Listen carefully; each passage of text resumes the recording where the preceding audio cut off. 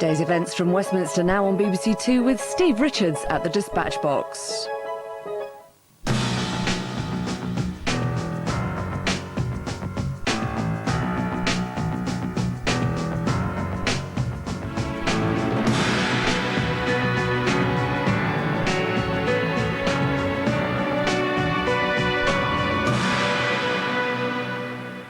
Very good evening to you. Well, Parliament's just completed its first full week back after the election, and we learnt today that there are only 3 more weeks to go before the Commons disbands for the long summer break.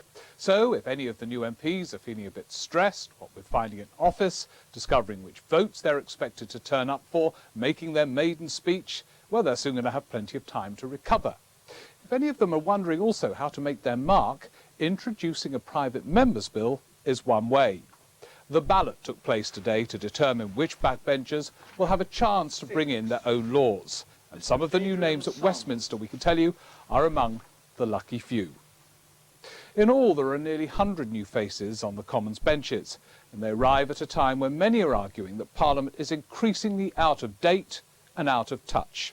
Tonight, we hear some first impressions. Labour's Parmjit Danda was a trade unionist who now represents Gloucester. George Osbourne is a former Conservative Party apparatchik. He worked in William Hague's office until just before the election. Now is a Tory MP. And Norman Lamb has swapped the legal profession for politics. He won a seat for the Lib Dems in Norfolk. But before all of that, a look at tomorrow's papers tonight with Linda McDougall. Linda, what have they got for us tomorrow morning? Well, the first thing that I can do is irritate MPs, whichever party they're from. Right, well, that's a good MPs start. vote on their big rise, then take 3-month holiday. It begins like this. MPs will vote themselves a £4,000 a year pay rise, an increase in expenses of up to £20,000 before disappearing for a 3-month holiday. This is the Daily Mail having a It's the kind of story that as an MP's wife I get really irritated by, because I think MPs are middlingly paid, they work very hard, and they certainly don't have large expenses. That suggests they're all sitting in restaurants in Westminster all the time, instead of that being the money they employ their staff with. So that's a story for all our MP viewers. What are they going to be on? Because some people might be wondering. It's about 50,000 they're just under 50 at the moment, Right. but in about a year's time it will have gone up to about 54. No big deal. Yeah, we should say, in case some people don't know, you're married to Austin Mitchell, aren't you? Yes, When you okay. say MP's wife. Yeah, okay. On to. Any MP would, it doesn't matter which No, one. I know, but since you mentioned it, we'll just explain who it Okay, is. well, back to the old story. Who will it be? Yeah, the great soap opera. Portillo's team are now quite disappointed, I think, that Ken Clarke has entered the race. I think that's really upset, and there's a kind of feeling that Ken Clarke is going to do quite well. Ken Clarke is trying to reassure, because we've got a situation where you've got Portillo being the most popular with the parliamentary party, it would seem, but Ken Clarke coming in and saying that he will be the most popular with Conservatives in the country. And Ken Clarke is desperately trying to reassure everybody that he's not going to change, he's not going to lose weight. Which is part of his appeal, yeah, really. That he, and I've heard, I mean, several people are saying here that he's refreshing because he's honest and he's different, and he certainly is. When you look at the collection, he does sort of stand out. Little John in The Sun doesn't like Ken Clarke at all, and he says the Tories are on the brink of making another catastrophic mistake. If they choose their new leader in haste, they may repent at leisure. Ken Clarke is the new front runner, largely on the ground that he wears brothel creepers and likes a drink. So who does Little John come out Well, Little John comes out for perhaps the least known to those outside, but very nice person called David Davis, who is very famous around the House of Commons as being a real toughie, because I think Diane Abbott once said that she'd been told he could kill a man with his bare hands. That's because he used to be in the SAS. I mean, he is a nice guy, I hate to add, especially now you've told me that. But it is interesting. He's getting a lot of endorsements from the right-wingers, like Richard Littlejohn. Frederick Forsyth, the novelist, has come out for David Davis, isn't he? That's right. But the other person who gets mentions all around is Ian Duncan Smith. Yes. So he's getting his name about, isn't he? Yes, I think he is. So there's 3 front runners for you. It's going to be a great soap opera, isn't it? Well, there's naught else. Linda, for now, thanks very much indeed. More from you a bit later on. As I said earlier, I'm going to be talking tonight to 3 new recruits to the Commons. But what sort of institution have they joined? The modernisers didn't get very far in the last Parliament, but they have higher hopes now that Robin Cook has taken over as leader of the House. And at Business Questions today, they were lobbying hard. Could I ask the Leader of the House to hold a debate in government time on the wider issues that were raised both in the gracious speech from members of all sides of this House, but has also been raised today, and that's the need to bring the working practices and the hours of this House into this century. Why, for example, are members taking 20 minutes bringing a question to a minister to the table office when an email could be done in 2 minutes? Why on Tuesdays and Wednesdays do we not start the important work in this House not until 2:30 p.m? There are big issues to be raised. I know there's a debate later today, but my concern is that we won't be able to better represent our constituents and better scrutinise legislation if we're going at the pace that we're currently going at. We may well need to hit a few more centuries before we make real progress unless we have a wider debate in this House on these issues.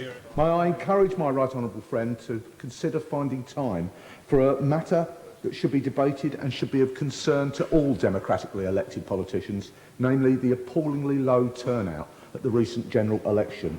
I would suggest to him quite respectfully that reform of our democratic processes is an essential precondition if we are to reconnect with the swathes of disengaged young voters in this country. I'm not sure myself I necessarily see that as being the main response that we can make on the question of voter participation within our democracy. I do think that the public, the electorate, will judge us by the extent to which we deliver on the programme on which we put forward at the election.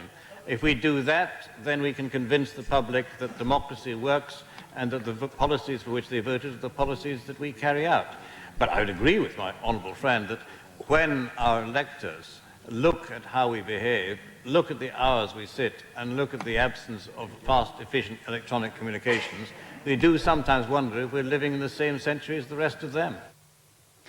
Robin Cook there, who I suspect he's going to be worth watching. I think he's going to be doing things to the House of Commons. But before we discuss what he might do, Pumjit, your first reaction to the place, what's your overall impression? Well, it's quite archaic in many respects. Yeah, it's old-fashioned, it's traditional, and there are some traditions you want to keep, and there are certainly some that need to be changed as well. So I'm all for making some of those changes. Yeah, Norman, does it hit you right away? Is it like walking into a sort of public school, boarding school type of atmosphere? I mean, just... It is very much like that, and as being a new member and a new member for the third party, you feel you're pretty much at the bottom of the pecking order. But I mean, the most immediate practical frustration for me is the lack of an office. I just think it's extraordinary. Bizarre, isn't it? I mean, I've come from the legal profession. I've used to having an office and a PA and all the rest, and so assist you in doing a job. And to wait 3 to 4 weeks before you actually have somewhere where you can file things. Of course, we also have to recruit our own staff. I think the American system, whereby there's a little bit of a break between the election and then taking office and doing a job, has a lot to commend it. George, I mean, you've obviously had a sense of the place working in William Hague's office, but as an MP, does it feel different from being very much on the inside of a leader's sort of inside team, but not actually representing a constituency? Do you feel a different political person now? Oh, completely different. I think, well, for a start, I'm giving my own speeches instead of helping write someone else's. Yeah. But also, I think, and I think a lot of MPs feel this, the moment you sit down on those green benches for the first time, as I did a couple of weeks ago, is an extraordinary feeling. And I think there's a great sense of responsibility for the thousands of people that each of us represent, and suddenly you're there, you're the spokesman for the area that has elected you, and that's a sense of responsibility which is very different from working behind the scenes in politics. Yeah, you see, it's interesting that, because you have, if I could summarise it, a somewhat romantic interpretation. You sat there and you thought of your constituency and your constituents and so on. Isn't there a real danger that pretty soon you'll feel a sense of impotence in that place, that the Chamber really does not give an appropriate forum these days for backbench MPs? I think that might well be the case. Fun enough, the thing that was most interesting in the last couple of weeks was the first surgery I held, where I actually was dealing with constituent problems. It's interesting you mentioned but that. It is different. I mean, in my previous jobs, working for William Hague and John Major, I spent hours talking about the future of the Conservative Party and what our health policy should be. Actually, it's so refreshing to be talking to Mrs. Smith about her drains or Mr. Jones about his planning application, and being able to do something about it, help them it's very real in a way that actually, as I say, in the previous jobs I've held, it's a bit intangible what you're doing. Well, have you got a sense yet, Parmjit, of the chamber itself? It's on a Wednesday afternoon, Prime Minister's Question Time, packed out. It's quite often empty the rest of the time. It's a pretty odd place.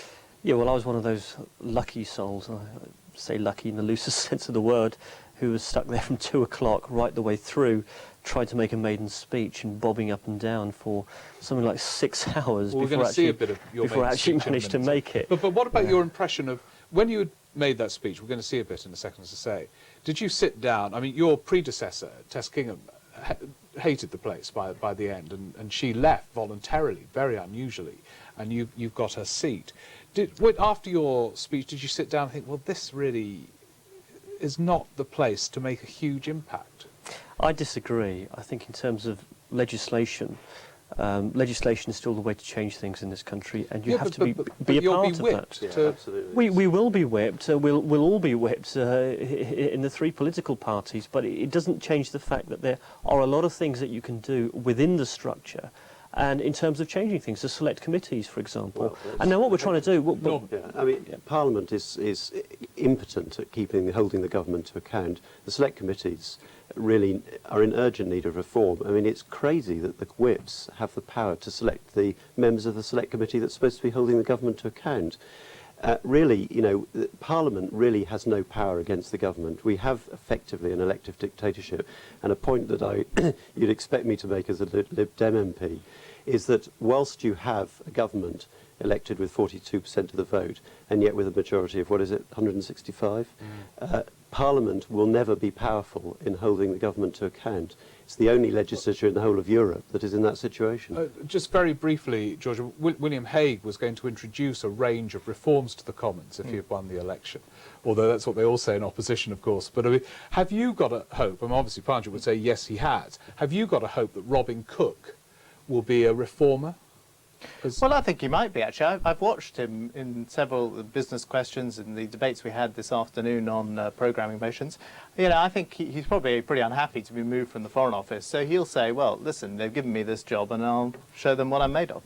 So, yeah, funnily enough, I think he probably will be a reformer. Now, whether he'll be a reformer in a sense of strengthening Parliament in terms of its ability to hold the executive to account, we'll see. I mean, the trouble is he's now an executive creature, of course. Yes, sure. But he's a listener as well, and I think that's very important. He does listen to people within the Parliamentary Labour Party. Hopefully not just the Labour Party. Yeah, it's very quickly. Win more seats than normal. Just briefly, George, you two will have just witnessed Prime Minister's Question Time for the first time. I mean, William Hague was regarded as flourishing at Prime Minister's Question Time often. Do you think that needs to be changed? Mike Portillo's talking about the need for a change of tone. I think Prime Minister's Questions actually is one of the things that works, and this is maybe an unusual view to have, but I can't think of another democracy in the country, in the world, sorry, where the head of state, the head of government, has to turn up and be held to account like that. You know, Bill Clinton would never have survived in the United States for a couple of years if he'd had to turn up at Prime Minister's Questions. Oh, I think he'd have been quite good at Prime Minister's Questions. Well, I know, but he wouldn't have survived the various scandals and so on. I mean, I think, you know, it's extraordinary that the most powerful person in the country, Tony Blair, still has to turn up and answer questions from us three.